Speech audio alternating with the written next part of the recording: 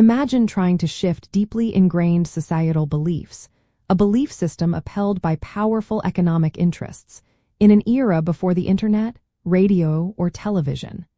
How would you even begin to spread a message so radical, so countercultural, that it challenged the very foundations of the nation? Abolitionists disseminated anti-slavery ideas through a remarkably diverse and innovative array of methods, including extensive print media, powerful public speeches, organized societies, and clandestine networks. Their multifaceted approach was crucial for challenging the institution of slavery and gradually changing public opinion. The core mechanism behind their success was understanding the power of communication to persuade and mobilize. They knew that to end slavery, they needed to inform the public, evoke empathy, and expose the moral and economic contradictions of the institution.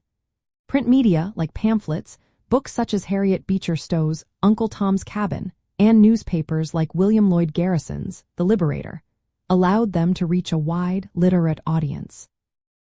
Public lectures and speaking tours by figures like Frederick Douglass's captivated audiences with first-hand accounts and eloquent arguments, directly appealing to their consciences.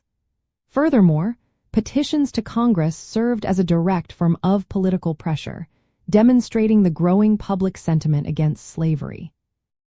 Abolitionists strategically organized themselves into various societies, such as the American Anti-Slavery Society, which facilitated the widespread distribution of these materials and coordinated lecture circuits.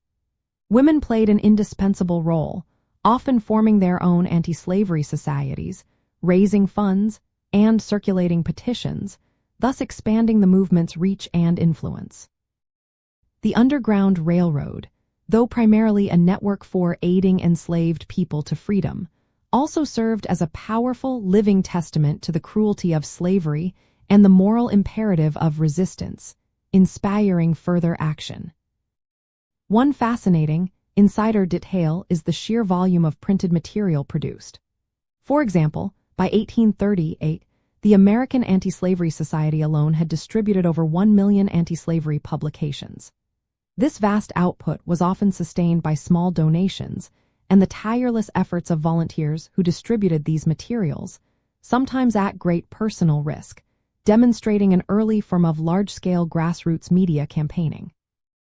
Another example was the widespread use of daguerreotypes and photographs of formerly enslaved individuals to personalize the narratives of suffering and resilience, offering irrefutable visual evidence in a way that words alone could not always achieve.